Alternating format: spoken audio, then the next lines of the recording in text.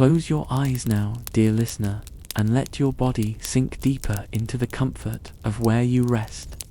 Tonight, I will be your guide, leading you into a world where gods walked among mortals, where love and destiny intertwined, and where heroes carved their names into eternity. This is not a history lesson to awaken your mind, but a gentle telling to soothe you, to carry you slowly into sleep, as though the ancient winds themselves are whispering these myths into your dreams. Breathe deeply and let the noise of your day fade away, because now we step into another realm, one woven of marble temples, golden sunsets over the Aegean Sea, and the distant echoes of forgotten heroes. Picture for a moment the world of ancient Greece. The air is heavy with the scent of olive groves, warmed by the endless sun. The marble pillars of great temples rise toward a sky painted in twilight hues, and along the coasts, the sea laps softly against rocky shores. In the cities, men gather to tell tales by torchlight, while poets carve stories into the fabric of time. These stories, these myths, were more than entertainment. They were the pulse of life, the breath of belief, a way for mortals to make sense of the joys and sorrows that filled their days. And tonight, as you rest, you will hear them again, just as they once were told beneath the stars thousands of years ago. Let your thoughts drift now as we wander through this sacred world, where gods and goddesses ruled over the elements of existence. Imagine Zeus, the king of the gods, his thunderbolt crackling in the heavens, his presence both awe-inspiring and terrifying. See Athena, radiant in her wisdom, her spear steady, her shield unyielding, and Aphrodite, glowing with beauty, her footsteps trailed by the sighs of those who longed for her favor. These were not distant deities, removed from human life. No, they walked close, their whims shaping love, war, and destiny. They were both merciful and cruel, kind and vengeful, like the sea itself. And yet, at the heart of these myths are not only gods, but mortals, men and women whose stories remind us of what it means to struggle, to yearn, to sacrifice, and to love. Some were heroes, like Perseus, the slayer of monsters, whose courage brought him face to face with Medusa.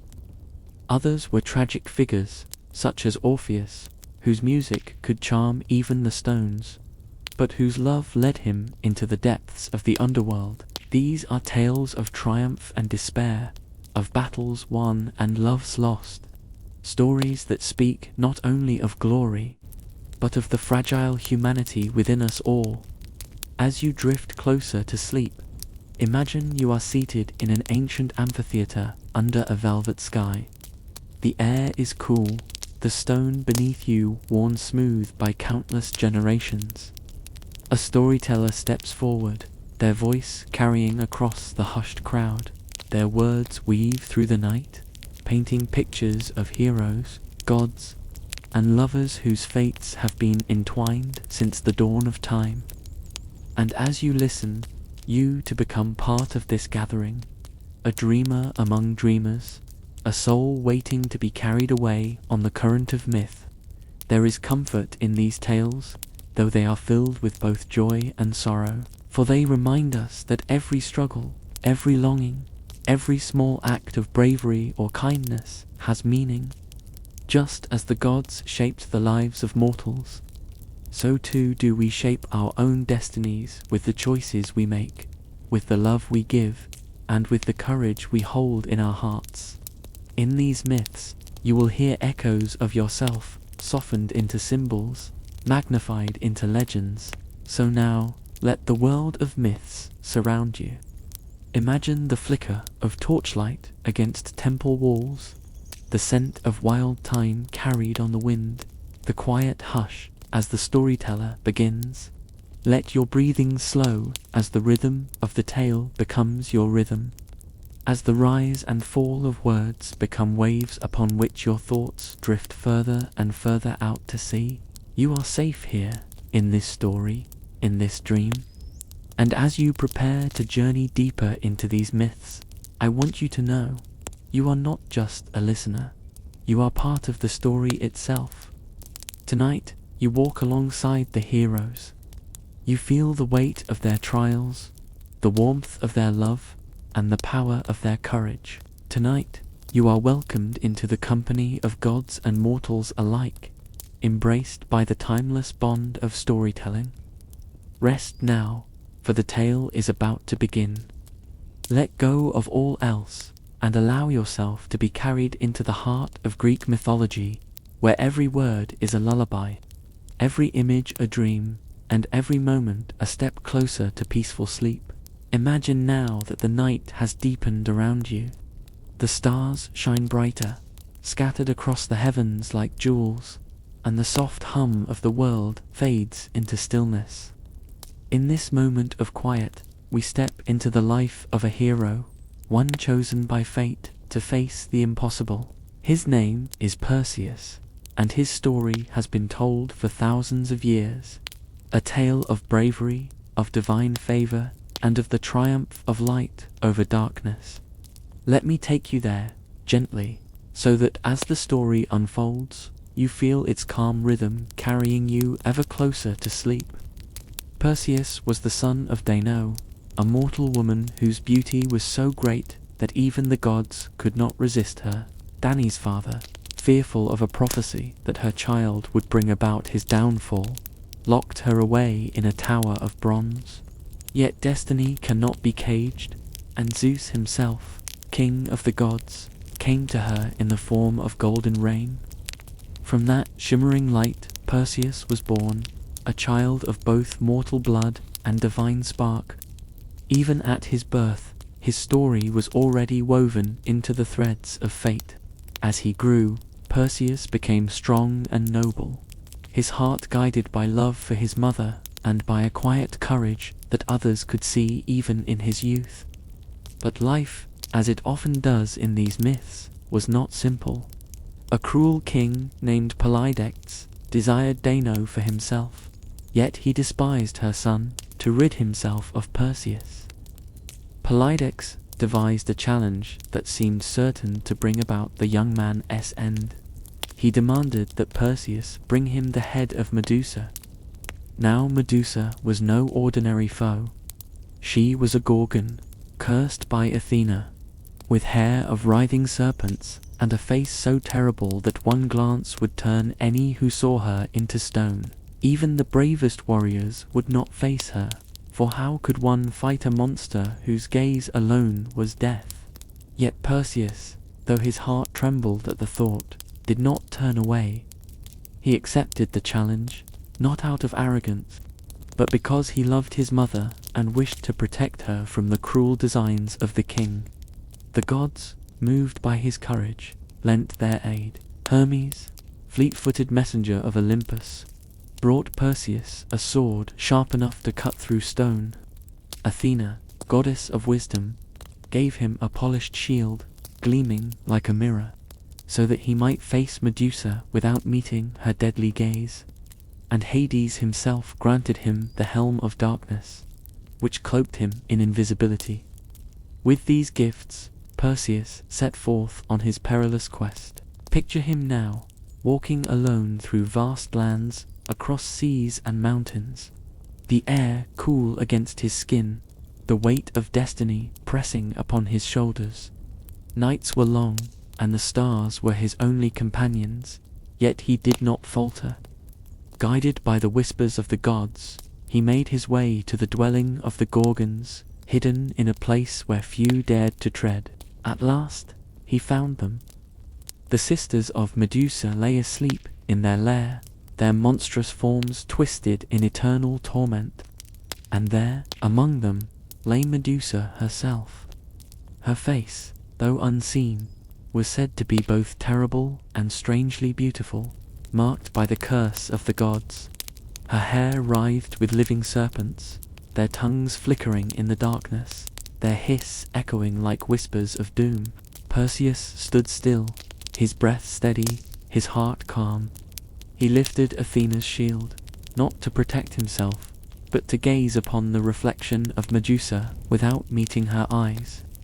In the mirrored surface, he saw her face, peaceful in sleep, yet still dreadful to behold. With quiet resolve, he raised the sword of Hermes and struck swiftly. In that single stroke, destiny was fulfilled. Medusa's head, terrible and powerful, was severed from her body, and from the blood that spilled there sprang winged Pegasus, the immortal horse who would later carry heroes across the skies. The Gorgon sisters awoke with cries that shook the earth, their grief and fury boundless. But Perseus, cloaked by the helm of darkness, slipped away unseen, Medusa's head secured within a satchel, its dreadful power intact. He fled across the world, the winds carrying him toward his next chapter. And yet, Perseus's journey was not only one of battle and peril. Along the way, he would find love, for even in the darkest myths, the gods allowed light to shine. As he journeyed homeward, he came upon a kingdom where a young woman, Andromeda, had been chained to the rocks by the sea. She was to be sacrificed to a great sea monster, a punishment decreed by the gods upon her people. Perseus saw her there, the waves crashing at her feet, her eyes filled with sorrow, but also with courage. Without hesitation, he fought the beast, wielding Medusa's head to turn it into stone, saving Andromeda from certain death. In that moment, a bond was forged between them, one born not of duty or destiny, but of love. Perseus freed her from her chains, and their hearts were bound together, a love story carved into the endless sea breeze. When Perseus returned home, he was no longer the boy who had once trembled before a cruel king. He was a hero, a man shaped by courage, tempered by the will of the gods, and softened by love. He presented Medusa's head to Polydex, and with it ended the tyranny that had plagued his mother. Dano was free, Andromeda was at his side, and Perseus's place among the heroes of Greece was secured forever. And so his story ends, not with sorrow, but with balance. A tale where courage overcame fear, where love blossomed amid danger, and where even the darkest curse gave birth to light. Now, as you rest and listen, allow Perseus's journey to guide your thoughts deeper into calm. His footsteps fade into the distance, his triumph complete, and all that remains is the steady rhythm of your breath, like the waves that carried him home.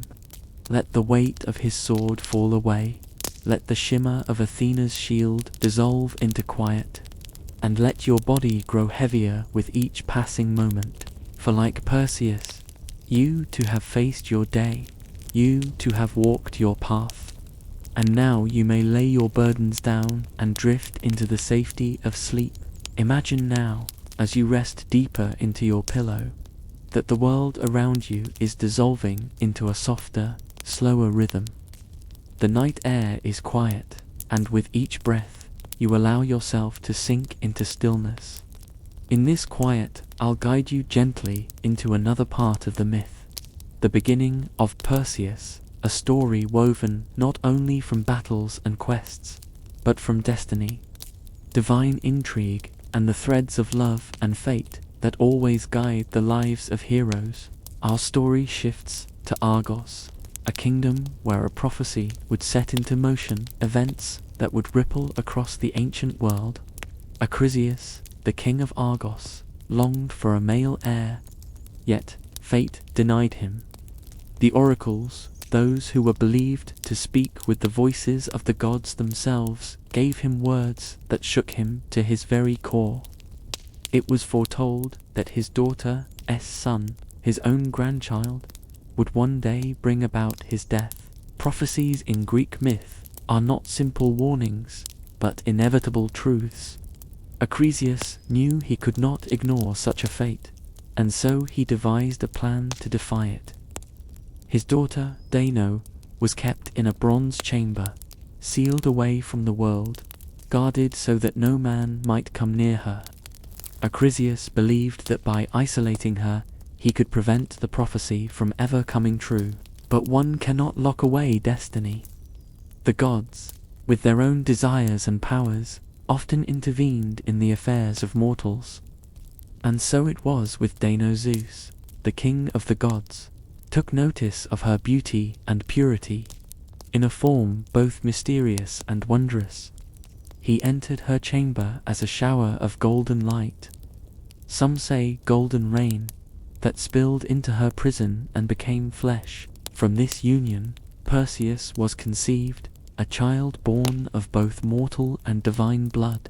Dano nurtured her son in secret, but when Acrisius discovered the boy, fear gripped him. He dared not kill the child outright, for the gods punished those who shed the blood of their kin.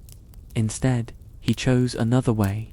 Dano and her infant son were placed inside a wooden chest, sealed, and cast out to sea. The waves carried them far from Argos, tossing the chest upon the endless waters until at last it drifted to the island of Seriphos.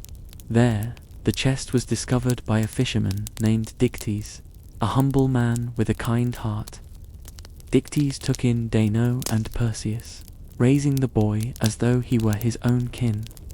Perseus grew strong beneath the island's skies, his divine heritage hidden beneath the daily labors of island life. He was not raised in the halls of kings, but among nets and boats, learning humility and endurance from the sea itself. In time, he became tall, broad-shouldered, and swift, his eyes shining with an intensity that seemed to hint at his father's divine spark. But fate is not so easily avoided. On Seriphos, the ruler was not kind like Dictys. His name was Polydex, and he was a man of ambition and hunger. Polydex cast his eye upon Dano, desiring her for himself. Yet Perseus, grown into manhood, was ever protective of his mother. He stood in the way, shielding her from the king's advances. Polydex, proud and cunning, devised a cruel scheme. He announced his desire to wed another and demanded that each man in his kingdom bring him a gift fit for a wedding feast. The men grumbled, for such gifts were costly, but Polydex insisted. When Perseus, who owned little, declared he had no gift to give, Polydex mocked him before all. In his rashness, Perseus proclaimed that if it was proof of worth the king desired, he would bring him anything he asked for, even the head of Medusa, the dreaded Gorgon whose gaze could turn men to stone. A hush fell over the hall. Medusa was no simple monster. She was terror itself, living at the very edges of the known world, and few had dared to seek her. Of those who had, none returned. Polydex smiled cruelly, seizing upon Perseus's rash vow. He declared that this would be the gift he required. Dano wept, fearing she would lose her son, but Perseus, young and proud, felt the fire of destiny in his chest. He accepted the challenge, unaware that the gods themselves were watching, ready to guide his path. Here we pause, drifting deeper into the stillness of night, reflecting on the weaving of fate. It is often in myths, as it is in life, that rash words and challenges spoken in pride set us upon the paths we were always meant to walk. For Perseus, this vow was no accident, but the awakening of his role as hero. And though the way ahead was shadowed with peril, he would not walk alone. The gods took notice of the youth, for he was, after all, a son of Zeus. Hermes, the fleet-footed messenger, and Athena, the goddess of wisdom and war, both chose to aid him. They appeared before Perseus, not as distant deities, but as guides and protectors.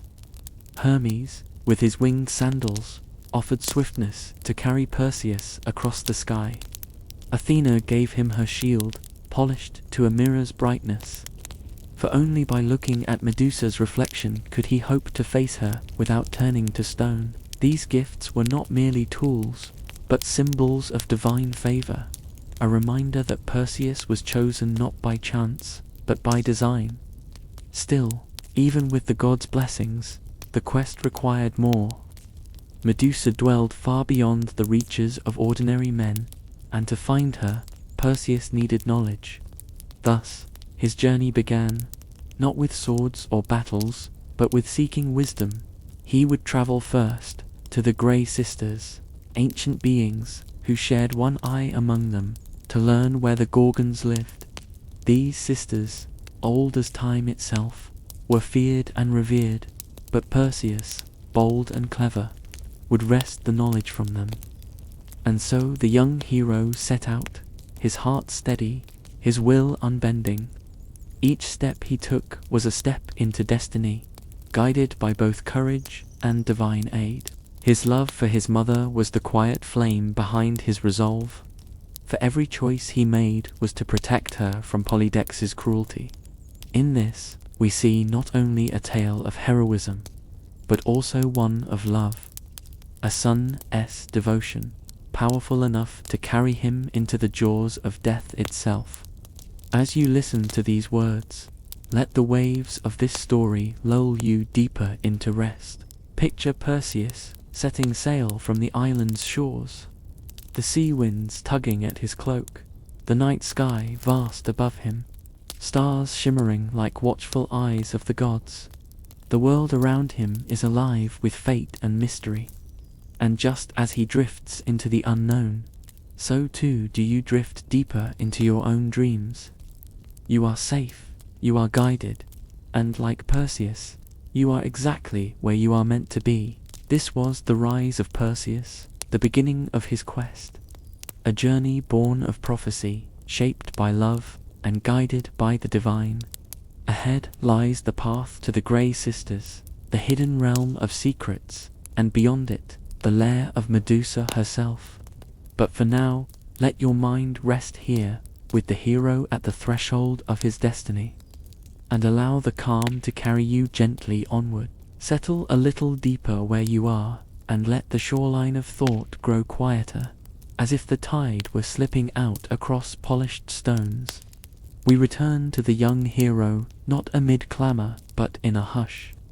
In the hour when the world loosens its grip and the constellations feel near enough to touch, Perseus has left the familiar roofs of Seriphos behind.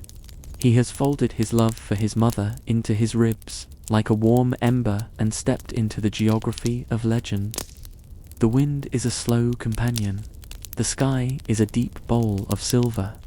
He walks because the story needs him to walk, and because the gods whisper that far to the north there are 3 ancient keepers whose knowledge opens doors that swords cannot. He does not hurry. He does not look back. He places each foot the way you place each breath, gently, steadily, trusting the path to appear.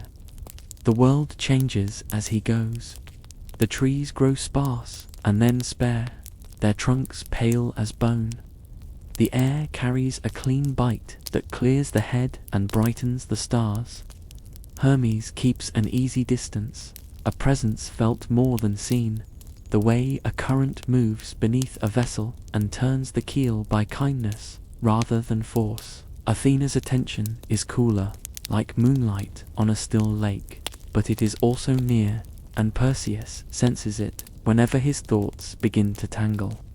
He speaks aloud sometimes into the long quiet, not to break it, only to braid his voice into it, to remind himself that he is a person in a story, and that stories, like rivers, prefer a steady course. Somewhere ahead are the ones called the Grey Sisters.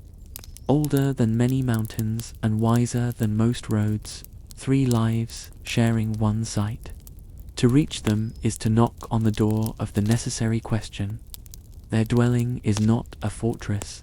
It is a cleft in the stone where the wind is always drawing its slow breath in and letting it out again. The mouth of the cave is fringed with feather-light moss that moves as if remembering the sea. Inside, the light is not dark so much as thinned, a milk of day that forgets its name. Perseus stands within that tenderness and allows his eyes to learn it. He hears the trickle of water falling into a patient pool.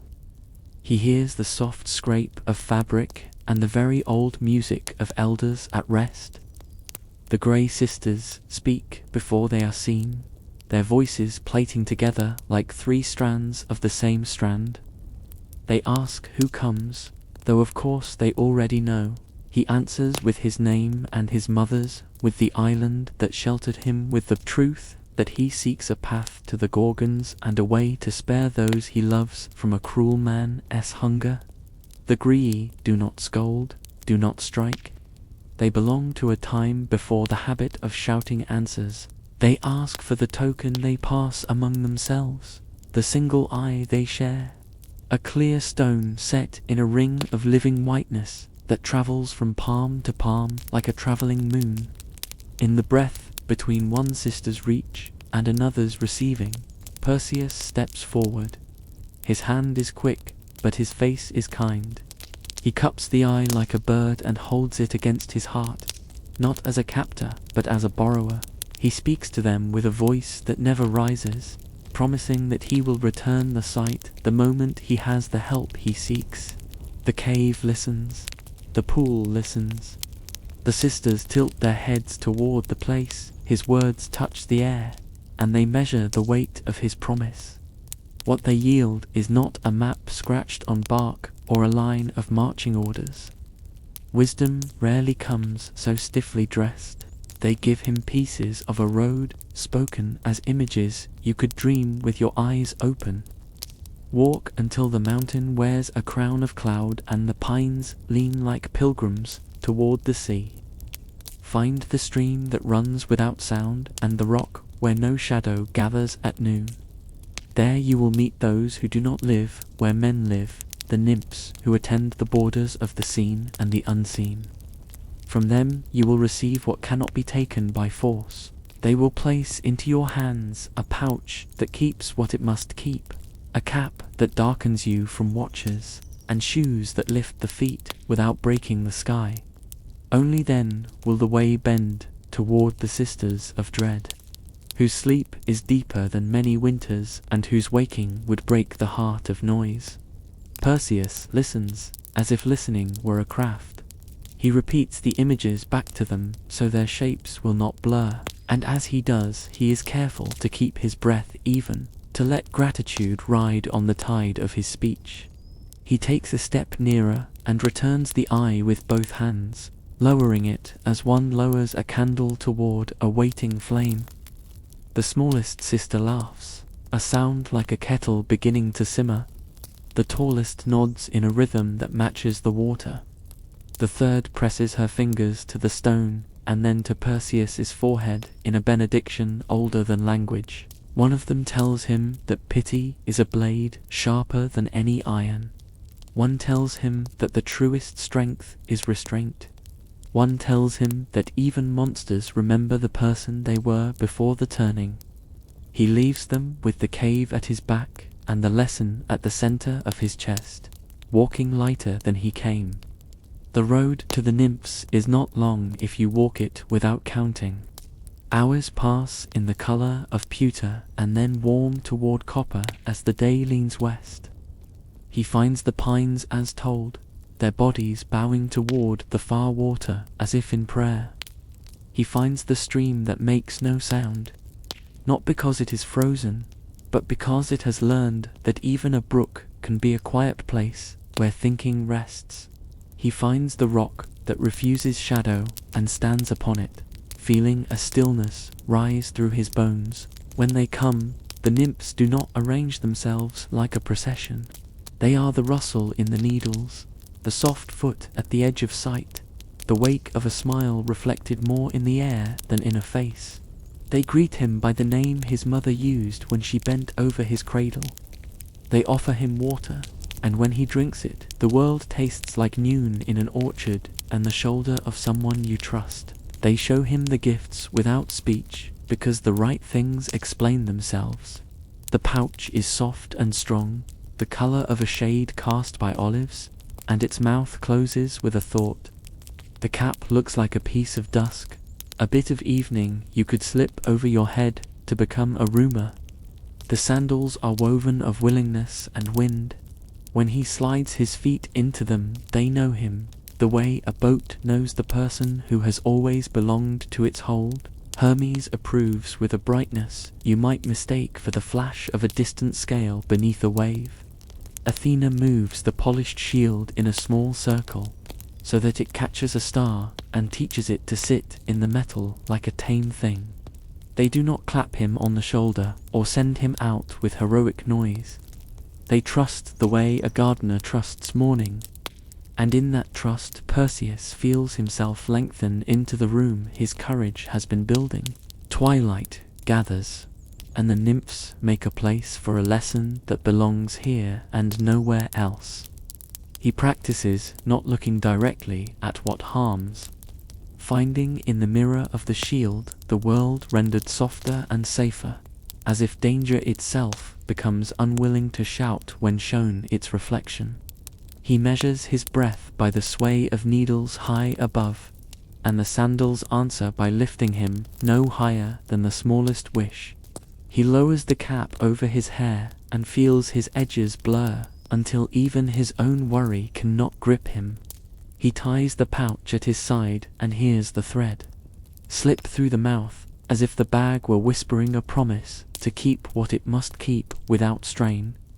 No oath is sworn, no seal is stamped. The night completes the ceremony by growing its first star and letting it shine on his shoulder like a quiet badge. He leaves as guests should leave, with a glance back that says thank you and with footprints that the wind is glad to smooth. The north is gentler now that he carries the right weight. Grass returns where there had been only stone. The moon moves over him like a patient teacher of circles. He travels by a map sewn into the body, the way a migrating bird keeps the line of a coast that the eye cannot see. When he tires, he does not stop in despair but in wisdom, folding himself against a low hill and letting sleep arrive like someone who has known the address for years. In his dreams he remembers his mother and the fisherman who found them and the hand of a woman he has not yet met but whose absence is already a warmth beside him. Love has not entered this chapter from the front, waving and calling. It has come from the side, like dawn, making colour out of grey. At last the land changes again, and the shore that no fishermen visit opens its scarp to the sea. The rocks here are black and hold the shine of ages. The air tastes of iron and salt and the quiet of deep water. Shapes stand where no trees grow, men and beasts caught in gestures that never finish. If you stare, you might believe they are statues carved by a single, tireless sculptor. If you look with the corner of your eye, you will know what they were, and your breath will slow in respect rather than fear. Perseus does not linger in staring. He does not name what has happened. He allows the truth to be heavy and then lets the weight find the earth through the soles of his feet. The sandals murmur, the cap steadies. The shield is a small moon in his hand, and in it the world appears with its edges blunted, its light made kind. The lair of the Gorgons is less a house than a forgetting. Wind travels over the mouth of the cave and carries away whatever noise might betray a footfall. Within, a slow breath rises and falls, the breath of sleep that has not heard a rooster for years. The serpents that crown the head of the one he seeks are not a riot, but a garden at night. Leaves stirring, a hint of scales like rain on stone. The sisters are close together because they have always been close, even when they were not what they are now. Perseus lowers himself to a crouch where the sand keeps no record and permits his heart to take the measure of the rhythm within. He counts not in numbers, but in tides. He listens the way a physician listens to the quiet beneath the cough, the music beneath the ache. He thinks of what the Grey Sisters told him, that pity is sharper than iron. That restraint is the truest strength, that even monsters carry the memory of a person. He lets those truths open his fingers until the grip on the blade is firm without cruelty. He does not hurry, because good work never hurries. He does not relish, because necessary work requires no relish. He is here because love set him walking, and because injustice called out for a boundary, and because the gods asked a mortal to do what gods chose not to do themselves. He draws a breath the length of a shoreline and lets it out until the body falls silent as a held pond. In the shimmer of the shield he sees what must be faced, and he remembers that facing does not always mean looking straight on. Here the story pauses, not because it is afraid, only because even the best stories understand the worth of a still moment before returning. Stay with Perseus at the lip of that moment, the way you might linger at the door of a sleeping child's room, honoring the quiet, promising care. The sandals are ready, the cap is sure. The pouch rests against his side like a heartbeat. The shield carries a star that will not go out. The breath inside the cave continues its long song. You are safe. He is steady. The next step will come as all good steps come, with clarity and with the remembrance that every act of courage belongs to a larger kindness. Rest deeper now. Float on the dark water of this night. The sea is gentle. The sky keeps its lamps. The hero is patient, and the story will move again when your body is ready to glide with it into more profound sleep. Sink deeper now into the folds of quiet, as if the night itself were drawing you gently toward its center. Perseus stands at the threshold of the lair, and what waits within is not fury, but stillness. The Gorgons sleep in a silence so complete it seems carved from eternity. Their cave is wide but shadowed, and the air holds the cool damp of stone untouched by sun. The sound that fills it is the slow tide of breathing, three bodies joined in the rhythm of ancient rest. The serpents that crown their heads shift faintly in dreams, their scales catching stray glimmers of starlight that creep past the cave's mouth. It is not chaos, not terror, it is a hush so deep that even fear forgets its name. Perseus feels his own pulse in his throat, a reminder that he is alive among those who might undo life with a glance. He does not let the pulse rush him. He steadies it, as though synchronizing his body with the cavern's measured exhale. In the reflection of his shield, the scene before him softens into shadows, and the menace becomes less sharp, more dreamlike, like seeing a storm through glass. The shield teaches him patience. The cap upon his head makes him less than a whisper. The sandals hover his feet above the ground, so no pebble betrays his place. All the gifts he carries feel now like parts of his own body. Not tools but organs of a destiny shaped by gods and softened by compassion. Medusa lies nearest. She is not a monster in the way men draw monsters. She is a figure both tragic and strong. Her face serene in sleep, her lips curved faintly as if she remembers some joy long ago. Her serpents stir with the pulse of her dreams, winding like branches in a soft wind. In this quiet, Perseus remembers the words of the Grey Sisters, that pity can be sharper than iron, and that even monsters remember the person they once were. He sees her not as a beast, but as a being wounded by fate, cursed not by her own hand, but by the cruelty of gods. The weight of this knowledge presses heavier than the blade in his grip. He kneels, his breath slow, his body steady, and thinks of his mother's face to know, radiant with kindness, despite her hardships, the reason he walks this path at all. He thinks of Dictys, the fisherman who sheltered them, and the quiet courage of ordinary love. He thinks of the people waiting for freedom from Polydec's grasp, people who will never know the cost of the task.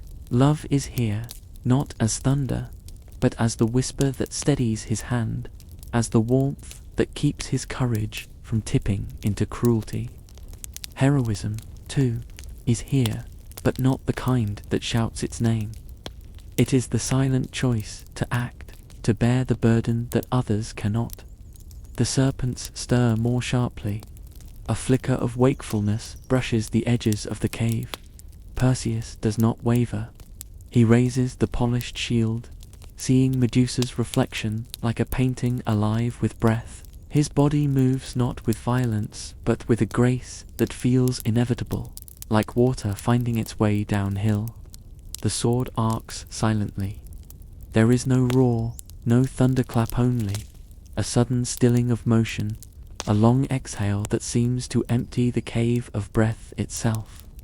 When it is done, he lowers the blade, and the shield's reflection grows quiet. In that silence, he feels both the sorrow of what has passed and the necessity of why it was done. He gathers her head gently, not as a trophy, but as one gathers something powerful and fragile, something that can still harm even in rest. He places it within the pouch, and it disappears into the safety of darkness.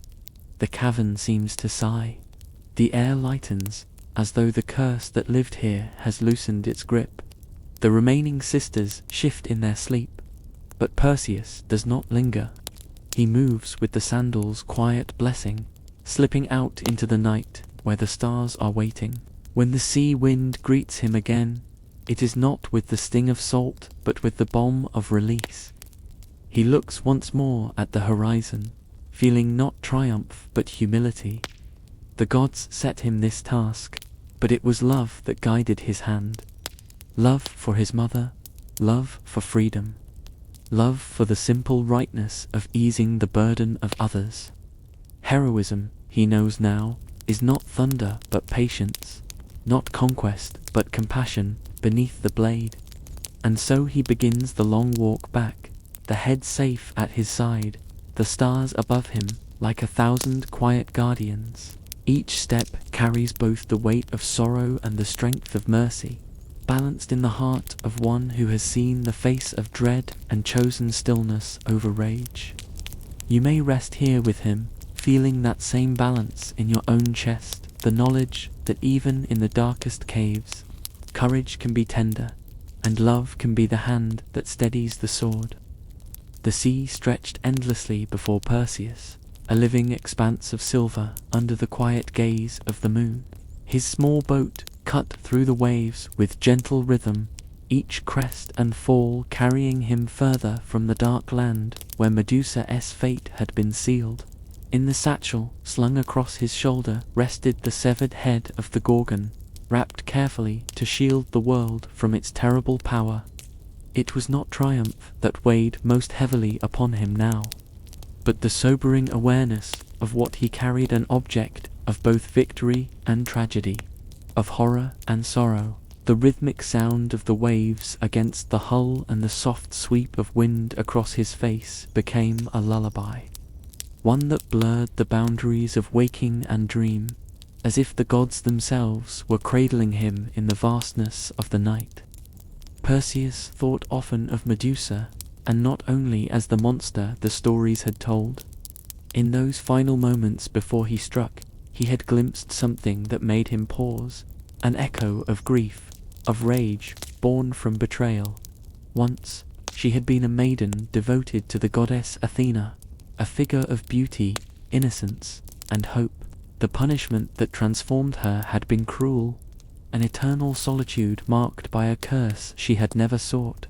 As he drifted beneath the stars, Perseus could not shake the image of her golden hair, now serpents, or the silent fury in her eyes. The head was a weapon, yes, but it was also a reminder of the gods' unforgiving ways, of how divine will shape the lives of mortals in ways neither just nor kind. And yet, it was his burden to carry, and his fate to see it through. Nights on the open sea brought both stillness and mystery.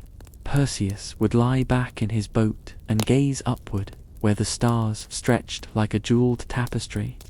He imagined each light to be a god watching him, silent but attentive.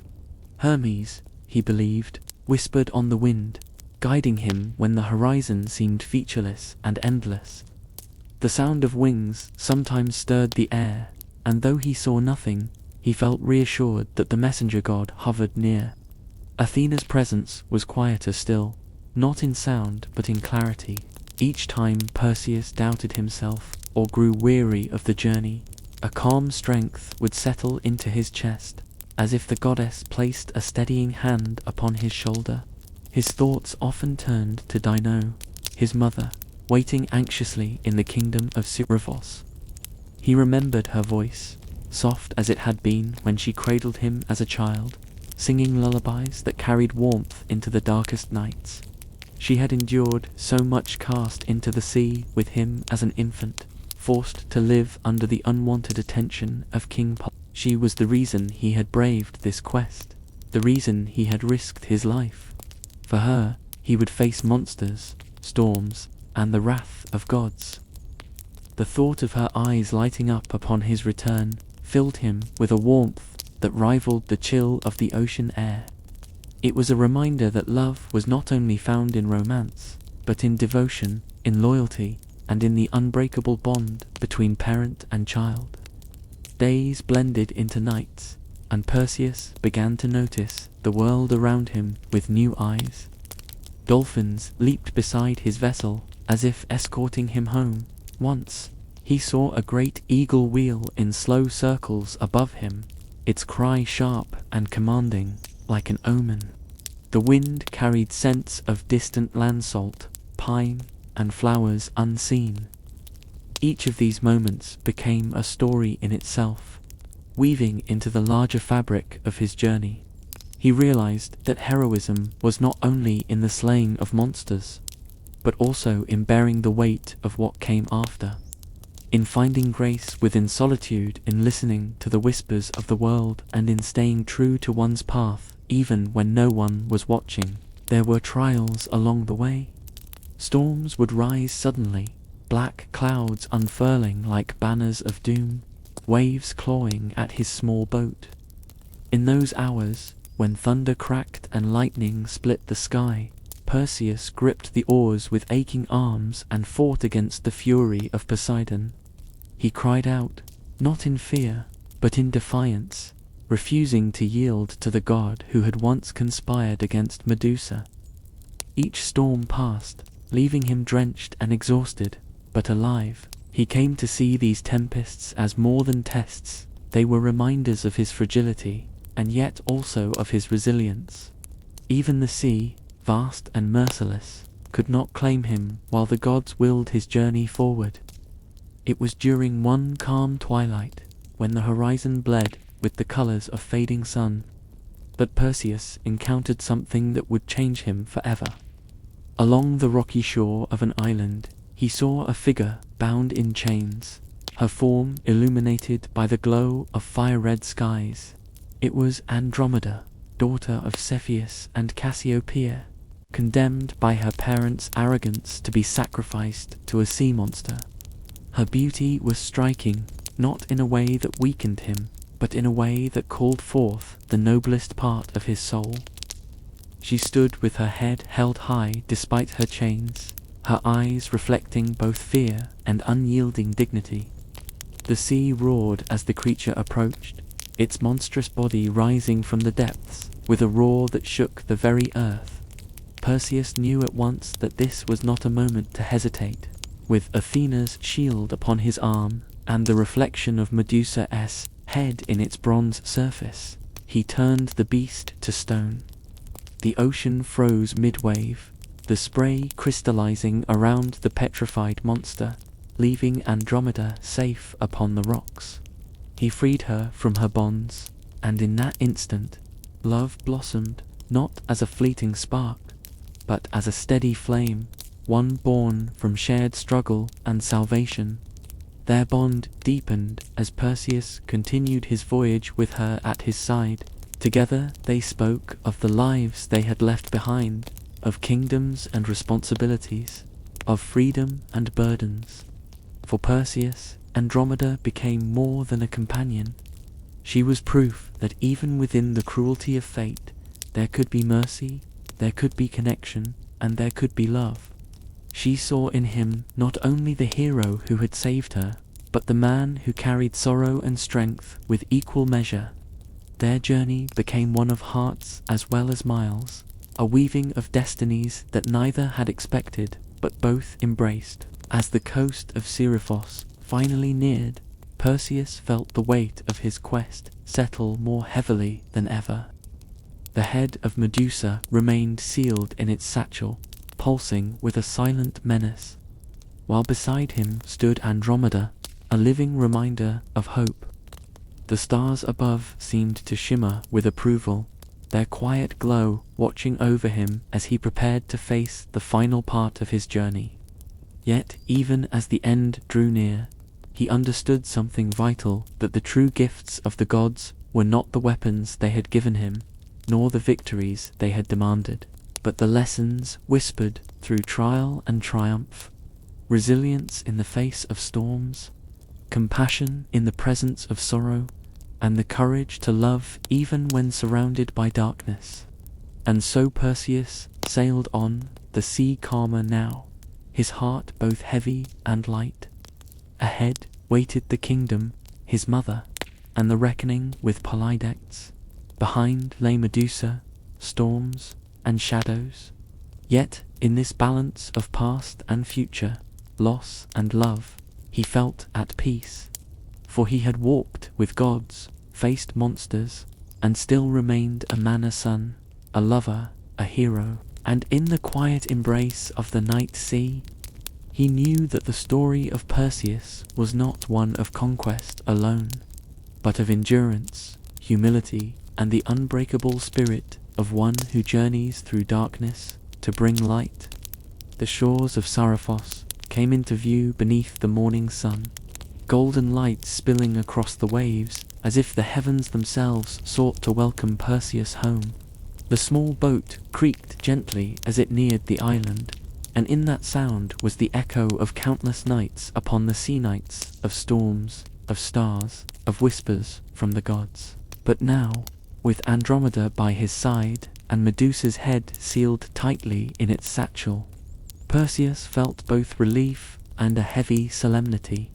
His quest had been long, its trials many, and yet the most personal of reckonings still lay ahead. For though he had slain a monster born of divine wrath, another awaited him in the form of a man, King Polydex. Polydex had once seemed merely ambitious, even cunning, but his obsession with Deinopsius's mother had revealed the cruelty beneath his crown.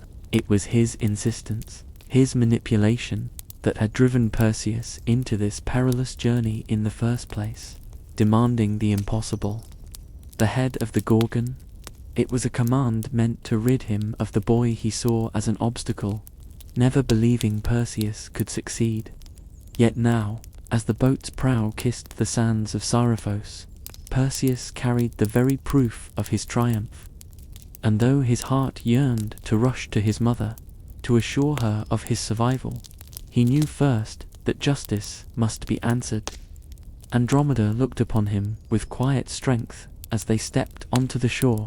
The air was filled with the scent of salt and earth, the chatter of gulls circling above. She took his hand, and in her touch was a grounding force, reminding him that he was not alone.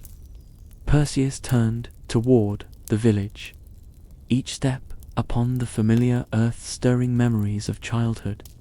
Running along these sands, hearing his mother's laughter carried by the breeze, how much had changed since those innocent days. Now he returned as a man tempered by hardship, carrying both love and sorrow in equal measure. Word of his arrival spread swiftly through the island. Fishermen left their nets, children ran barefoot to follow him, and elders whispered his name as though it were legend come to life. Perseus, the boy who had been cast into the sea as an infant, who had grown under the shadow of kings, now returned with the mark of the gods upon him. Yet he did not bask in their awe. His mind was set upon a single task. When at last he reached his mother's dwelling, the sight pierced him with both joy and grief. Dano emerged, her face etched with years of worry and fear, yet lit now with disbelief and radiant love. She rushed into his arms, her embrace fierce, her tears falling freely. Perseus held her as if to shield her from all the suffering she had endured, whispering words of comfort as though he were still her child and she his haven. For a long moment the world fell away, and only the bond of mother and son remained. But even in that tender reunion, shadows lingered. Dano spoke of Polydex and his relentless pursuit, of how he had sought to claim her against her will. She had resisted, endured, and suffered in silence, awaiting her son's return. Now Perseus felt the weight of rage stir within him, not the wild fury of a warrior, but the steady, righteous fire of a man determined to end cruelty once and for all. He kissed her brow, promising that her torment was at an end. The palace of Polydex loomed upon the hill, its stone walls gleaming in the sunlight. Perseus ascended its steps with Andromeda at his side, Dano safe at home, the satchel heavy upon his shoulder. Inside, the court was alive with feasting and laughter. Polydex sat upon his throne, surrounded by courtiers and flatterers, his arrogance filling the chamber like a noxious smoke. When Perseus entered, the laughter faltered, the air thickening with unease. The king regarded him with disbelief, his eyes narrowing at the sight of the man he had sought to cast into death, returning alive, stronger than ever. So, Polydex sneered, though his voice trembled faintly. The boy returns, empty-handed, no doubt, with excuses and tales of failure. His words dripped with disdain, but behind them was fear, for in Perseus's stance, in the quiet certainty of his gaze, there was no trace of defeat. Without a word, Perseus reached for the satchel. The chamber fell silent, the courtiers leaning forward with curiosity, unease, gnawing at their hearts. Slowly, deliberately, he withdrew the object within the head of Medusa, her serpents frozen in eternal snarl, her eyes hidden beneath folds of cloth. Gasps echoed through the hall, disbelief rippling like a wave.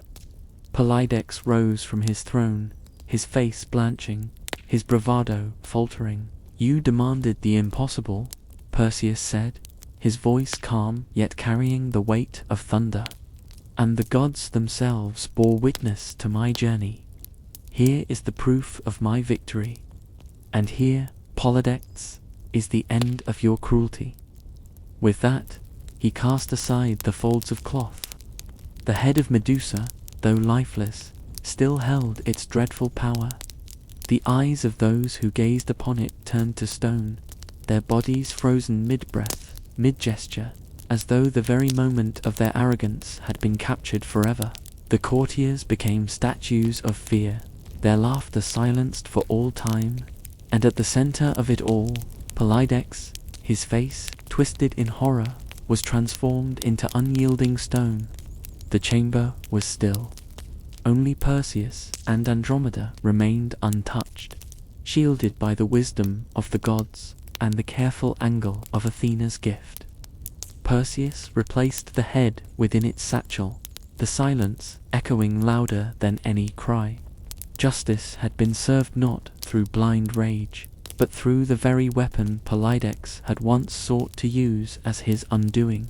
His tyranny was ended, his reign turned to dust.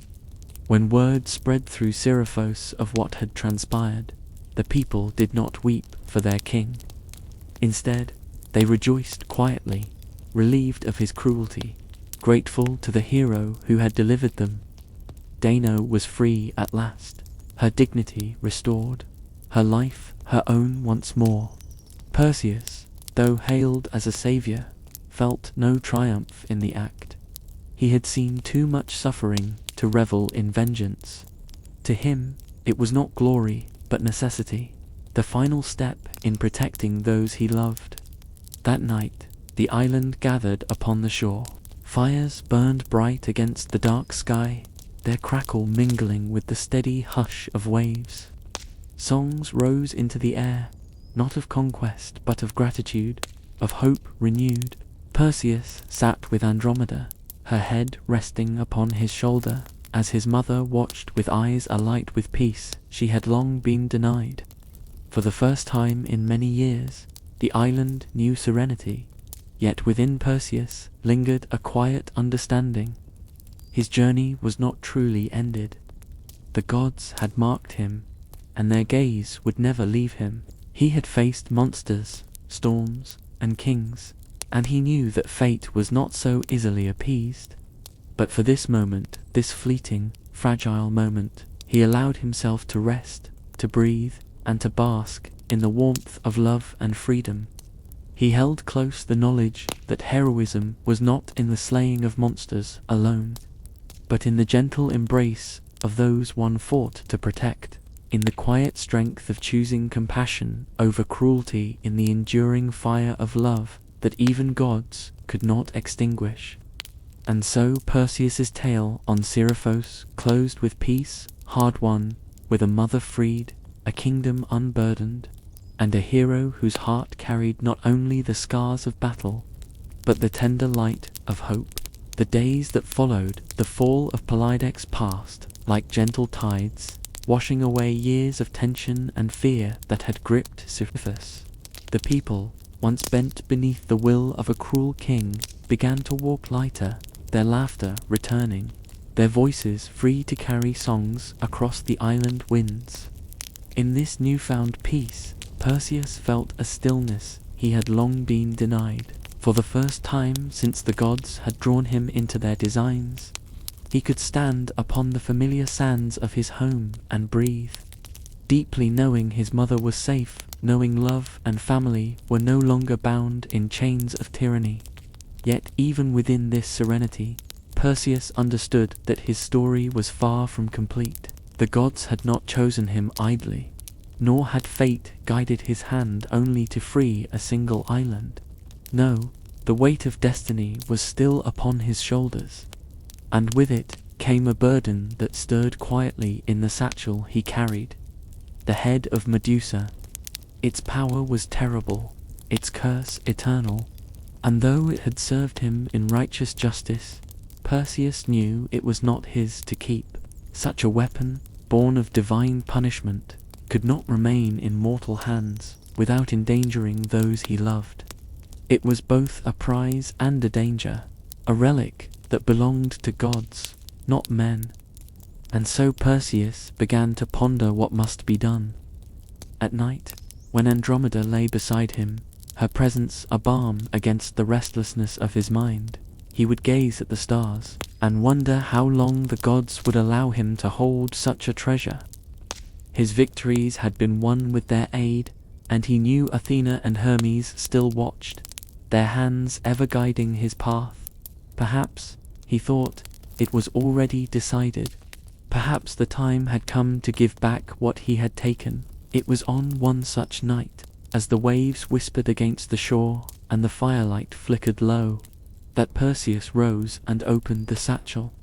The head of Medusa lay within, its features unchanged, the serpents frozen in mid-snarling twist. Even veiled by shadows, its presence exuded dread, a reminder of the thin veil between mortal courage and divine terror. Perseus did not look into its eyes, but instead studied the weight of it, the way it seemed less a trophy of triumph and more a burden of sorrow. He whispered to it, not in mockery but in reverence, acknowledging the tragedy of a woman cursed into monstrosity, slain only because the whims of gods had made her so. He wondered if, somewhere beyond the veil of death, Medusa's spirit found release, or if her fate lingered forever in the silent cries of stone. In time, Athena herself appeared to him. She came not with thunder or spectacle, but with the quiet certainty of divinity. Her presence, like a flame that burned without heat, Her eyes, clear as polished bronze, regarded him with a mixture of pride and expectation. "You have done what few mortals could," she said, her voice as steady as the hum of the earth itself. "You faced the unfaceable, and you returned with proof of your courage. Yet now you carry a relic that belongs not in mortal halls, but within mine." Perseus bowed his head, acknowledging the truth of her words. "I do not seek to wield it further. I ask only that it serve justice, as it did upon Seriphos." Athena inclined her head, and with a gesture she held out her hand. With reverence, Perseus placed the satchel into her grasp. For a moment, as the weight left his hands, he felt both relief and sorrow. Chapter closed, a bond severed. Athena accepted it with solemnity, her gaze unwavering. "Fear not," she said softly. "Its power shall not be squandered. I shall set it upon my shield, the Aegis, where it will serve as both warning and protection. Let all who see it know that justice, once awakened, cannot be undone." And with that, the head of Medusa passed from mortal to divine, its legacy entwined forever with Athena's. Perseus watched as she vanished, her figure dissolving into the air like mist beneath the rising sun.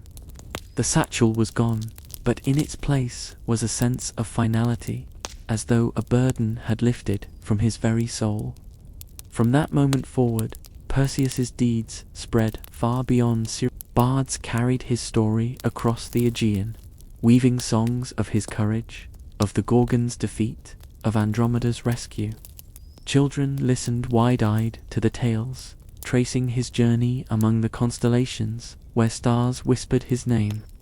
But though the songs glorified the battles and victories, Perseus himself did not dwell on glory.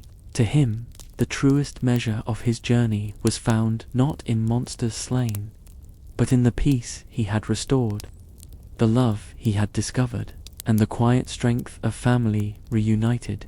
There were nights when Perseus, weary from his journeys, would return to Andromeda's embrace, finding in her presence the calm he could not find in battle.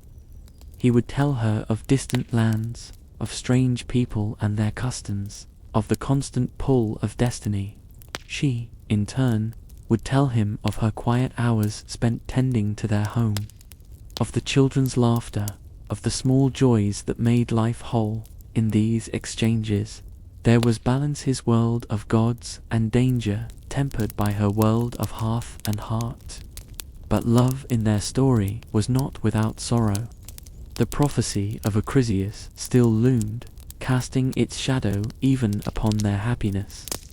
Perseus's fate, though heroic, was laced with tragedy, and Andromeda bore witness to the grief that came when destiny's hand struck true. When Acrisius fell, struck by the discus, Perseus carried guilt heavier than any shield, and Andromeda stood beside him, steady as stone, reminding him that fate was not his to command.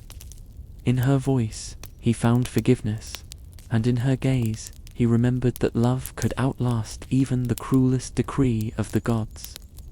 Andromeda herself aged with grace, her beauty shifting from youthful radiance to the quiet glow of wisdom. She remained beside Perseus through all his years, her hand entwined with his even as silver crept into his hair. And when his time came to leave the mortal world, she followed not long after, her spirit unwilling to linger without him. The gods, perhaps moved by their devotion, placed her among the stars as well, near Perseus in the heavens. And so, when mortals looked upward, they did not see only the hero brandishing his sword. They saw the woman who had once been bound and freed, who had loved fiercely and lived with dignity, her constellation shining beside his as though to remind all who gazed that no hero stands alone. Their love was immortalized not just in myths, but in the very night sky. The constellation Andromeda stretched across the heavens, her figure eternal, her story preserved in light. Together with Perseus, their forms created a celestial story that would guide sailors, inspire poets, and soothe dreamers for generations. It was a reminder that love, even born of tragedy, could become everlasting, a beacon that endured as long as the stars themselves. And so, as the waves whispered against the shores of Greece, and as the winds carried the tales of gods and mortals, the story of Perseus and Andromeda lived on not as a tale of conquest alone, but as a testament to love's quiet strength. Their bond was proof that even in a world ruled by gods and fate, mortal hearts could carve out something eternal. Tonight, as you close your eyes and drift upon the tide of dreams, imagine the stars above you. Imagine Perseus and Andromeda shining there, side by side, their love etched forever in the constellations. Know that their story is not one of sorrow, but of triumph, the triumph of love that endured chains, monsters, prophecies, and time itself. And as you sink deeper into rest, let that love surround you, as steady as the heavens, as endless as the sea. The world of Perseus, Andromeda, and Medusa was never shaped by mortals alone. Behind every triumph and sorrow, behind every journey and trial, there lingered the unseen yet undeniable influence of the gods. For the Greeks, these divine figures were not distant abstractions, but living presences woven into the fabric of daily life. Every storm that rose upon the sea, every harvest that flourished, every twist of fate could be traced back to the will of Olympus. To tell the story of Perseus without the gods would be to leave half the tale untold, for they were the silent architects of his path, guiding, blessing, and at times punishing. Zeus, the king of the gods, stood at the beginning of Perseus's story. It was Zeus who, in a shower of golden light, descended upon Deno, imprisoned in her bronze chamber, and fathered a child who would carry both divine spark and mortal blood. This act, at once wondrous and cruel, set the course of Perseus's life. From birth he bore not only the hopes of his mother, but the weight of divine expectation. For to be the child of Zeus was not a simple gift, it was a burden, marking him forever as one destined to walk a road paved by prophecy. Athena's role was perhaps the most profound. She was the goddess of wisdom, of strategy, of clarity when chaos threatened to overwhelm. It was Athena who placed into Perseus's hands the polished bronze shield, not merely a tool of defense, but a mirror of truth. With it, Perseus could face the Gorgon without gazing into her petrifying eyes. Yet the shield was more than a weapon. It was a lesson. It reminded him that wisdom must temper courage, that one must sometimes look indirectly at the world to see it clearly. Athena's guidance was the quiet voice of reason, the reminder that battles are won not by strength alone, but by patience, foresight, and humility. Hermes, too, shaped Perseus's fate, swift as the wind, cunning as the shifting of shadows. Hermes offered his winged sandals, his curved blade, and his counsel. With these gifts, Perseus could cross seas and skies, passing between realms no mortal could tread unaided. But Hermes' presence was not only in the tools he gave. He was the god of travelers, of boundaries crossed, of roads less taken. In Perseus's footsteps, one might hear the laughter of Hermes upon the wind, a reminder that cunning, adaptability, and wit are as essential to survival as steel. Through Hermes, Perseus learned that the journey itself is sacred, that to walk into the unknown is to walk within the favor of the divine. Yet, for all their gifts, the gods were not always gentle. The plight of Andromeda revealed the harsher face of divinity. Her mother, Cassiopeia, had boasted of her daughter's beauty, declaring it greater than that of the Nereids. sea nymphs, beloved of Poseidon. Offended, Poseidon unleashed Cetus, a sea monster, and demanded Andromeda as sacrifice. Here was the cruelty of the gods laid bare. A young woman punished not for her own pride, but for her mother's vanity. Her life chained to the rocks as an offering to divine wrath. For the Greeks, such stories were not contradictions, but truth's proof that the gods embodied both justice and caprice, both generosity and jealousy. To live as a mortal was to live at their mercy, navigating their passions as carefully as one navigated stormy seas. Hera's shadow also lingered, as it so often did in myths where Zeus fathered mortal children. Her jealousy, her quiet fury, was a constant threat, though she did not pursue Perseus as ruthlessly as she did Heracles. Her disdain was ever present, a reminder that divine favor was never free of divine resentment. In her silence lay danger, in her watchful eye the promise that no child of Zeus could escape her notice forever. Perseus's victories may have shielded him in life, but Hera's presence reminded listeners that even heroes carried the scars of divine discord. The gods were not united. They quarreled among themselves, their rivalries spilling into the lives of mortals. Like wine spilled across a banquet floor, staining everything it touched. Their disputes became wars, their passions became curses, their whims became destiny. To the Greeks, this was not a sign of weakness, but of truth. That the universe itself was unstable, driven by forces vast and unpredictable. To worship the gods was to accept life's unpredictability, to bow to its storms, and to give thanks for its gentle calms. But the gods did not only punish, they also immortalized. When Perseus and Andromeda had lived their days, when their mortal bodies had returned to dust, the gods placed them among the stars. Perseus, sword raised, stands forever in the night sky, a constellation to guide sailors across restless seas. Andromeda, once bound in chains, shines free beside him, her beauty eternal, her dignity preserved in light. Cassiopeia, too, was placed in the heavens, seated upon her throne, a queen in the stars. Though doomed to spin upon the celestial wheel, her pride a warning to all who gaze upward. Even Cetus, the monster sent to devour, became a constellation, proof that every role, even that of terror, was part of the grand design. For the Greeks who gazed upon these constellations, the night sky was not a void, but a tapestry of stories, reminders of the god's hand in all things. To see Perseus above was to remember courage. To see Andromeda was to remember love and sacrifice. To see Cassiopeia was to remember pride and consequence. The heavens were a mirror of mortal life, eternalized by divine will.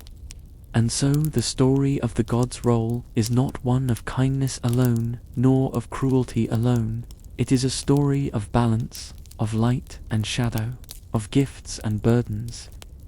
The gods elevated mortals to greatness, but they also reminded them of their fragility. They placed weapons in the hands of heroes, but also set monsters in their paths. They gave love, but also loss. In this, the myths carried a wisdom deeper than the surface of their tales, that life itself is shaped by forces beyond control, but it is in the choices of mortals, their courage, their compassion, their endurance, that true meaning is found. As you rest, imagine those gods, not as distant tyrants, but as whispers on the wind, as the warmth of sun upon your face, as the cool silver of moonlight across your skin. Feel them not as threats, but as presences, reminders that your own life, like Perseus's, is touched by forces vast and unseen. Yet remember, too, that like Perseus, you carry within you the strength to endure, to love, and to choose. The gods may shape the stage, but it is you who walks upon it. And in that truth there is peace. The years that followed Perseus's triumphs were not marked only by battles and journeys, but by the quieter labors of life, of love tended, of children born, of kingdoms rising from the seeds of devotion. The story of Perseus does not end with his sword or with Medusa's shadow. It continues through the generations that flowed from him and Andromeda, rippling outward like circles upon the still water of a lake. Their children became the living legacy of their union, and through them the world was reshaped, not only by deeds of war, but by the enduring strength of family and love. Together, Perseus and Andromeda built their home in Tiryns, a land they claimed after refusing the throne of Argos, for Perseus's heart had never sought crowns, but peace. In Tiryns, the air was filled not with the clash of arms, but with the voices of children running through courtyards, the laughter of a family entwined by destiny.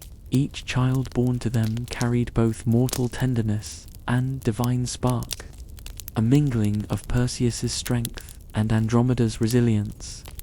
Among their sons were Perses, Alcaeus, Helios, Maester, Electrion, and Sthenelus, each of whom would leave their mark upon history, weaving threads into the larger fabric of myth. Perses, their firstborn, carried his father's name and his fire. Though young when the family moved eastward, he grew to become the ancestor of the Persian people, his very name tied to an entire nation that traced its lineage back to Perseus. Through him, the blood of a Greek hero stretched across lands far from Greece, mingling cultures, stories, and destinies. To the ancient storytellers, this was not simply genealogy, but proof that the reach of the gods and heroes could extend across the known world, binding distant peoples together beneath the same sky. Alcaeus, another son, became the grandfather of Heracles, the mightiest of all heroes. It is through Alcaeus that the blood of Perseus flowed into the man who would endure 12 labors and ascend into immortality. Thus, in the marrow of Heracles' strength, there was Perseus's quiet courage and Andromeda's steady love.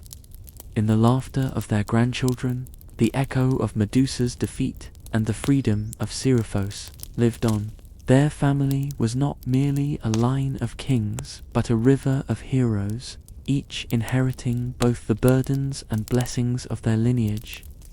Electrion carried forward the rule of Tiryns, while Sthenelus reigned in Mycenae, his bloodline giving rise to Agamemnon and Menelaus, kings who would one day command armies before the walls of Troy.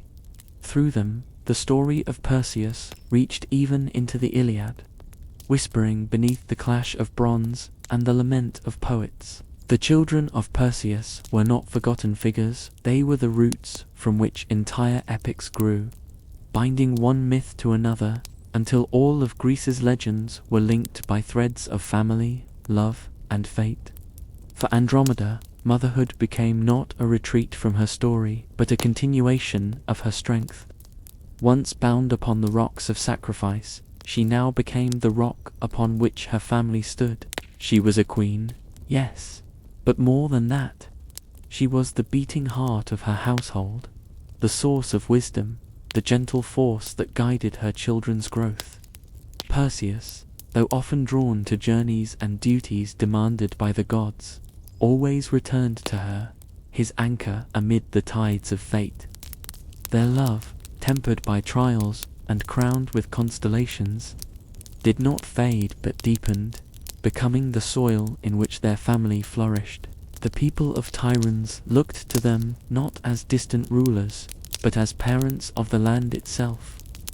Perseus's humility, his refusal to wield power for cruelty, and Andromeda's grace endeared them to all who dwelt beneath their rule.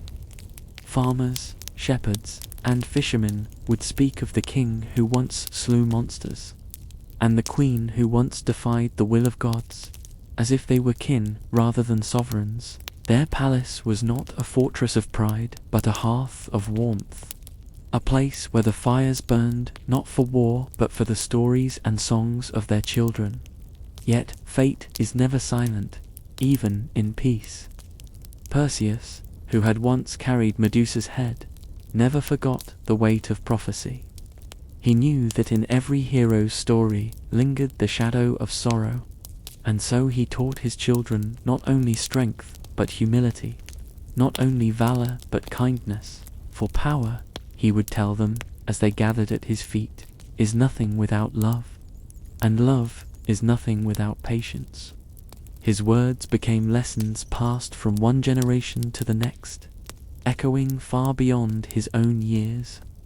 As the years turned, Perseus and Andromeda aged gracefully, their love unchanged, their bond eternal.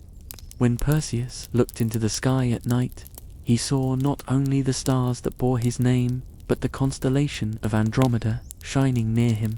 It was as though the gods themselves had honored their union, placing them forever side by side in the heavens. To the people, those constellations were not distant lights, but reminders that love could endure even beyond the reach of mortality.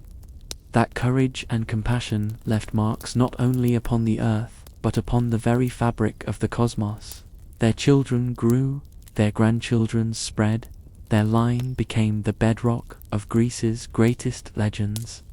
Through them, Perseus's name was never forgotten, and Andromeda's dignity was never dimmed. Theirs was not simply a love story or a hero's tale, it was the seed of dynasties, the root of myth itself. To speak of Heracles, of Agamemnon, of Troy, was to whisper the names of Perseus and Andromeda, whose story had begun with chains and monsters, but ended in stars and legacy. And so tonight, as you drift deeper into rest, imagine that palace in Tiryns. Imagine the laughter of children running across marble courtyards, their voices carried on warm breezes scented with olive trees. Picture Perseus walking the halls in his lion's cloak, pausing to bend low and listen to the questions of a curious son, or to lift a daughter into his arms as she wraps herself around his neck. Picture Andromeda seated at the hearth, her gaze soft and wise, her voice carrying the gentle authority of one who has known both terror and triumph. Together they embody not just myth, but the eternal rhythm of love and family. As you breathe slowly, feel the calm that their story offers. Know that even in the grandest of myths, even in the tales of gods and monsters, the truest legacy is not power, but love. The children of Perseus and Andromeda carried their names into eternity, but it was the devotion of their parents, the strength of their bond, that made those names worth remembering. Let that truth rest upon your heart as the stars rest upon the night sky. You are safe, you are cherished, and like them, your story is woven with threads of love that will outlast every shadow. We drift now into the next part of the tale, section 11, where Perseus is lifted from the roads of earth to the calm expanse of the night, and his story is set where wind cannot fray it, and waves cannot wear it down. Imagine yourself lying beneath an open sky that is deep and blue and endlessly patient. The kind of sky sailors trust and shepherds learn like a familiar face. The air is cool along your skin, and your breath settles into the same unhurried tempo the stars seem to keep. In that gentleness, the gods decide that this life of courage and tenderness and trial should not be folded away like a finished scroll, but opened across the heavens so that every traveler who loses the path can look upward and find it again. They choose a place for him among the northern lights where the seasons turn, yet the hero remains, steady as a remembered promise. The pattern they draw is a figure in motion. The arm that once held a polished shield now lifting toward the region of autumn skies. The hand that once bore a blade now extended as if to part the dark. The constellations act like quiet neighbors around him. Andromeda is near, no longer bound to rock or shore, but held in an elegant sweep of stars that glow like pearls scattered upon velvet. Cassiopeia keeps her glittering throne, tilted in a slow wheel that reminds watchers that pride turns and turns again. Cepheus sits close by in his kingly frame, a narrow crown etched in points of light, a reminder that authority without mercy becomes a hollow shape. South of these, when the air is very clear and the sea tastes like iron and salt, the darker sprawl of Cetus can be traced, the old sea beast turned into a lesson rather than a threat. Farther along the arch of the sky, the winged shape of Pegasus rises, a bright square that calls back to the moment when a single stroke in a shadowed cave gave birth to flight. All these forms are not just pictures, but pages that turn together, a family of figures who were once bound to tide and palace and mountain and are now linked by the simple line of sight that a child can follow with a fingertip. From the first nights after the placing, mortals begin to learn the language of his stars. Fishermen slip from harbors with the dark still on the water and steer by the bright points above his shoulder. Traders cross dry valleys at dusk and look for the arm that points them to the next oasis. Poets recline on warm stone roofs and feel in the pattern a gentle insistence that bravery without tenderness is only noise, that love without constancy is only weather. The stories change as they travel, yet the sky keeps them honest. Because there is the figure, and there is the companion, and there is the throne that reminds, and the beast that warns, and the horse that lifts. The sky becomes a book without beginning or end, and every open night invites another reading. Those who remember the weight of prophecy also remember how its burden was shouldered. They tell children that the hero overhead was once a boy carried across water in a wooden chest, and that he learned humility before he learned triumph. They speak softly of the fisherman who opened the lid, and the mother who held the child. And as the words settle, the stars seem to shine more kindly. Some who listen fall asleep before the tale reaches the cave of the Gorgons, but that is fitting, because nothing in this chapter asks for haste. The constellations are patient tutors. They will still be here when the listener wakes and looks again. Priests in white linen light oil lamps in courtyards that smell of thyme and stone and lift their eyes to the hero's outline before speaking to the gathered faithful about the difference between victory and vengeance. They say that when Athena placed the severed head upon her shield, she did not make a banner of terror but a boundary that spares the innocent. They say that when Perseus lifted his gaze from kings and monsters and toward love, he learned a lesson that no weapon can teach. The stars above them do not argue, they only shine. A few lamps gutter and hiss as moths drift too close. The night listens and keeps the shapes where they belong. There are nights when fog presses close to the coastline and the sky turns to milk. On those nights, farmers walk the margins of their fields and feel for the shape of the hero in their minds, because they cannot see him with their eyes. It is enough. Once learned, the pattern stays, and it is this faithful memory that guides them home as surely as the light itself. That is part of the gift the gods have made. They do not merely hang jewels overhead. They train the heart to carry a map it can unfold with a breath. Breathe in and the arm lifts. Breathe out and the companion glows. In and out and the throne turns slowly and the beast grows dim and the horse rises on a tide of quiet. Travelers who have been far from home return and find that nothing essential has moved. The same cluster near the hero's hand still opens autumn. The same bridle of stars still leads to winter's sharper cold. Children become adults and then elders and teach the same paths with the same simple words and grief that once felt like a river in flood. becomes manageable because even sorrow looks smaller when held against the calm strewn above. Lovers point and trace the line between the hero and the rescued and talk about bonds that endure change and distance and time. Somewhere, a young couple decides to name a child for the queen in the sky, because the glimmer of her figure makes the night feel friendlier. The old fears are not erased, but softened. Even the shadow of the monster becomes a part of a larger mercy. The sea does not stop its storms, yet boats return because sailors have learned which lights pierce the cloud breaks first. The throne that reminds of pride's cost does not shame, it instructs. The king nearby is not a threat, but a warning to hold power with an open hand. The winged horse does not promise escape from labor, but the lift that comes after a burden is set down. Perseus himself is not a statue of conquest, but a portrait of movement held still, a figure in the act of choosing the next right thing. In your own body you can feel this if you wish. Let one hand rest where your breathing is most evident, and notice how it rises and falls without your urging. This is the kind of strength his pattern teaches. In later years, storytellers who never saw Seriphos with their own eyes still speak of it as if they had smelled its nets drying on the stones.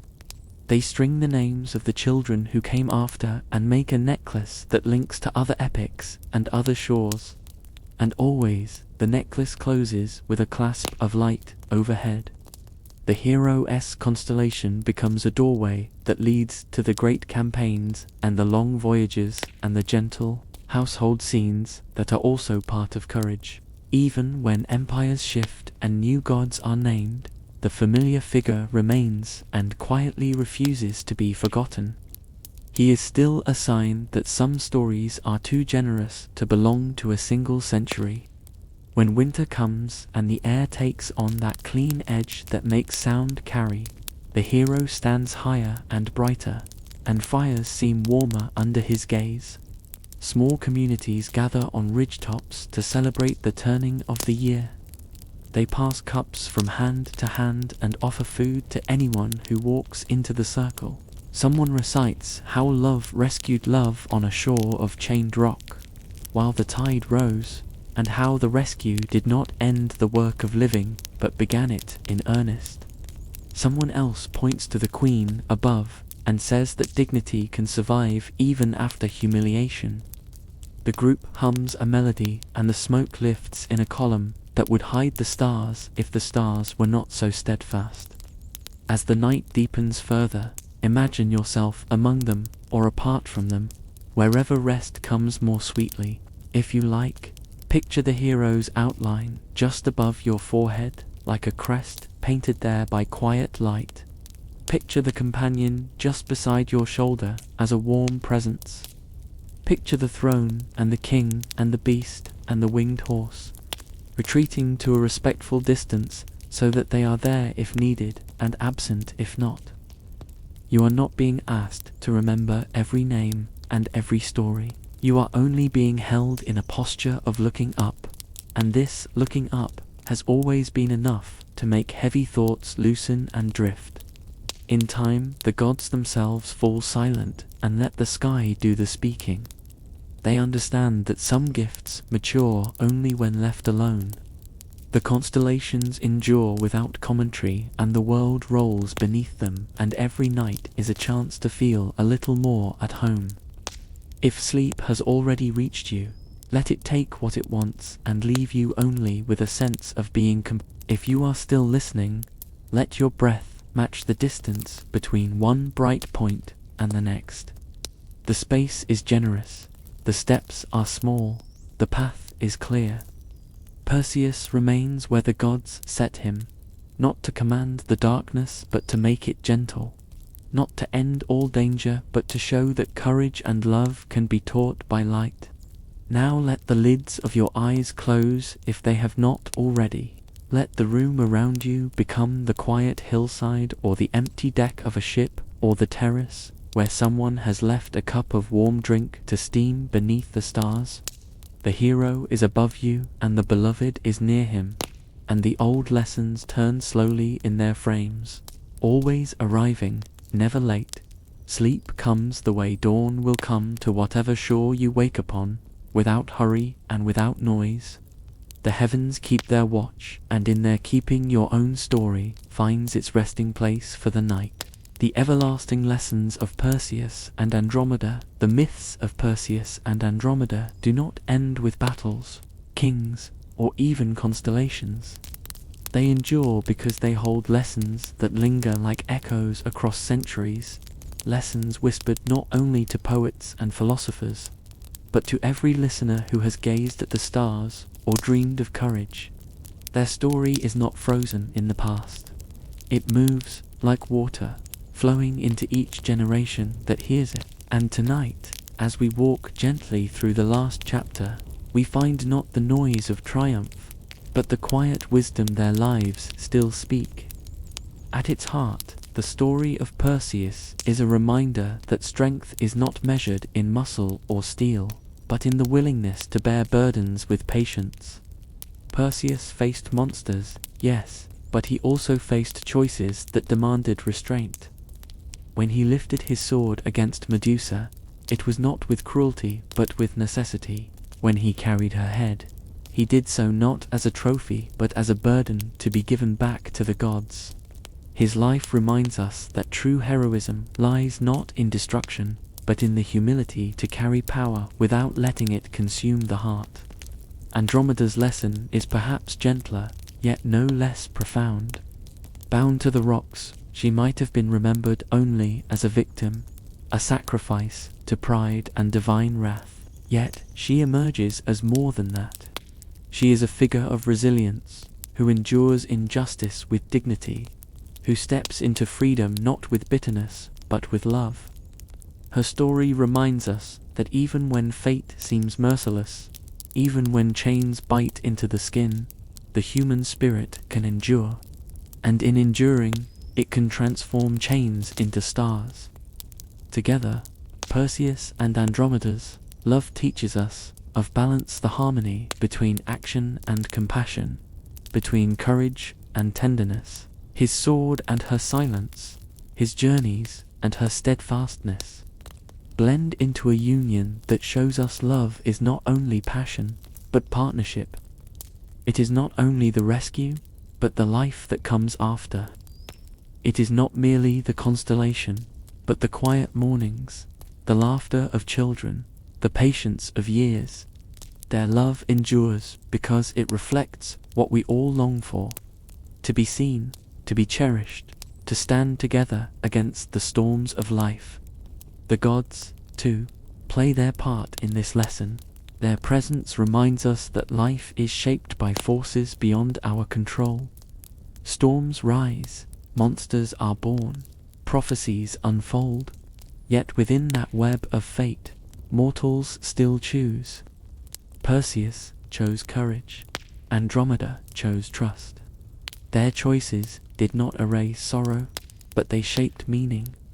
The gods may spin the tapestry, but mortals add the threads of love, kindness, and endurance. In this way, the myth speaks to us even now, that we may not command what life gives, but we may choose how we carry it. The night sky itself becomes a teacher. To see Perseus, sword lifted, is to remember that even when darkness surrounds, light persists. To see Andromeda freed among the stars is to know that suffering does not erase dignity. To see Cassiopeia turning upon her throne is to recall that pride may bring consequence. But even consequence can shine as warning for others.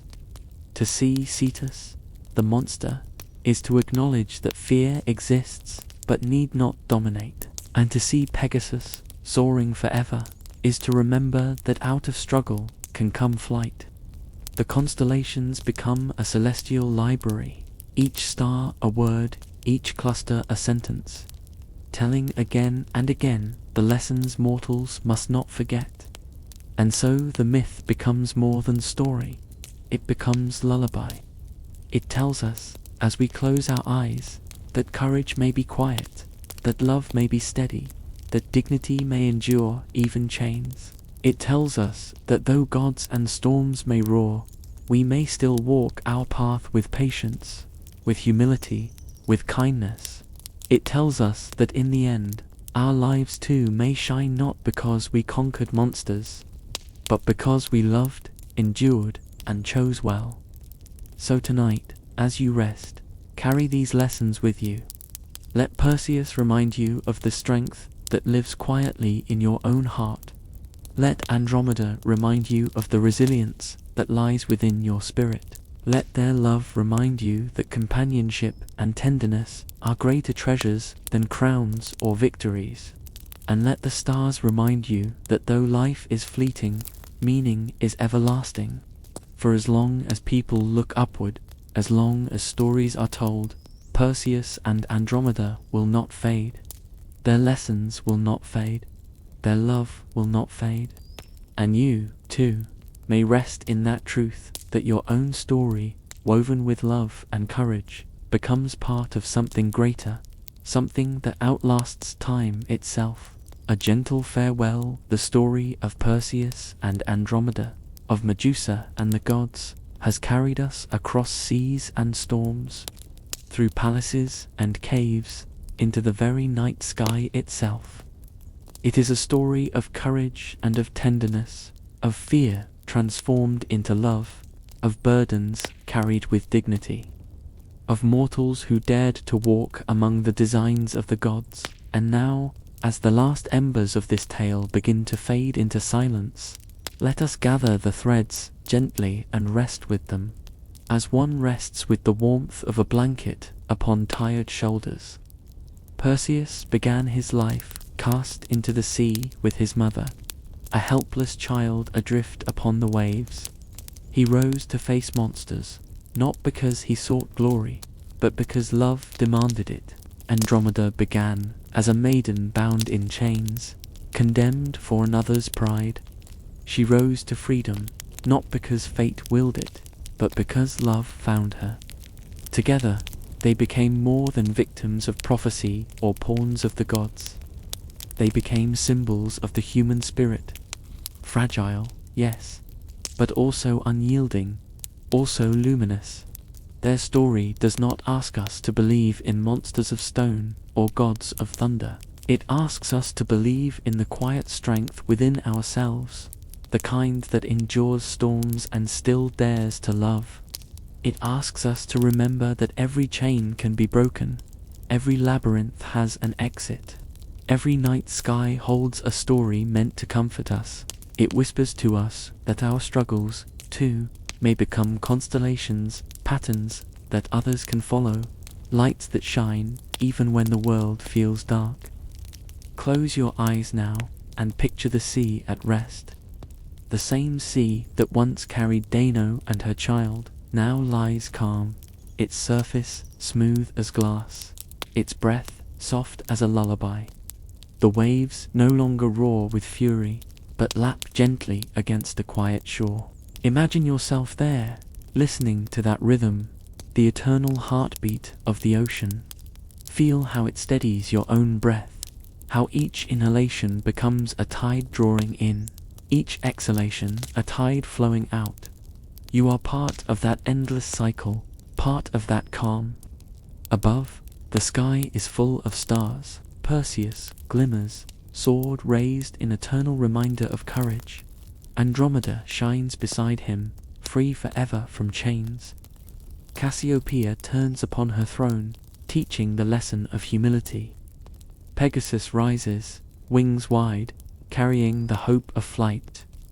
Even the shadow of Cetus reminds you that fear, once faced, loses its teeth.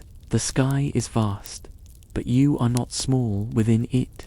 Two are safe, held, cherished, guided by the same constellations that once guided sailors and poets and dreamers. Now picture Perseus himself, not as a warrior, but as an old man seated beside a hearth. His lion-skin cloak rests across his shoulders, not as armor, but as warmth. He is telling his story to children gathered at his feet, their eyes wide, their heads heavy with drowsiness. Andromeda sits nearby, her face serene, her gaze full of love. The fire crackles softly, and outside, the night is calm. This is how their story truly lives, on not in battles or vengeance, but in the gentle telling, in the way it comforts, in the way it soothes the weary into sleep. And so I, too, tell you now, you are safe. The monsters are behind you. The storms have passed. The gods are quiet. All that remains is the gentle rhythm of your breath, the steady glow of the stars, and the soft certainty that you are part of something enduring. Your struggles, like Perseus's, do not define you. Your burdens, like Andromeda's chains, do not bind you forever. You are more than fear. You are more than fate. You are love. You are courage. You are light. Let your body soften, as if setting down a heavy sword. Let your thoughts quiet, as if walking out of a labyrinth and into dawn. Let your heart rest, as if sailing upon a calm sea toward a welcoming shore. Sleep does not rush. It waits, patient and kind, ready to gather you the moment you release yourself to it. Let the constellations keep watch. Let the ocean sing you to stillness. Let Perseus and Andromeda remind you that every ending is also a beginning, and that peace is always within reach. The story is done, but its comfort lingers. The stars will still be there when you wake. The waves will still be singing. The love and courage that shaped Perseus and Andromeda will still whisper in your own life, if you let them.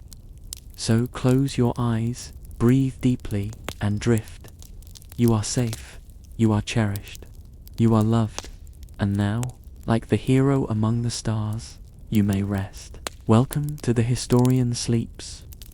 Tonight's video is a long-form, relaxing sleep story exploring the epic myth of Perseus and Andromeda. This is the story of prophecy, courage, the defeat of Medusa, divine fate, and an immortal love written among the stars, told in a calm, documentary-style narration. This story is designed to quiet the mind, ease anxiety, and help you fall into deep, restorative sleep. You'll drift through Perseus's journey, from his miraculous birth to his quest against the Gorgon Medusa, to the rescue of Andromeda, their union, and their eternal place in the constellations. This soothing retelling transforms legendary history into a gentle bedtime story for adults, blending myth, reflection, and rhythm to help you relax. I make these videos to help people who struggle to sleep, to bring peace through storytelling, and to provide a comforting space where history becomes a lullaby. If this video helps you drift off, please consider subscribing. Your support allows me to continue creating calming stories from history and mythology. Sweet dreams, and may the stars of Perseus and Andromeda watch over you tonight.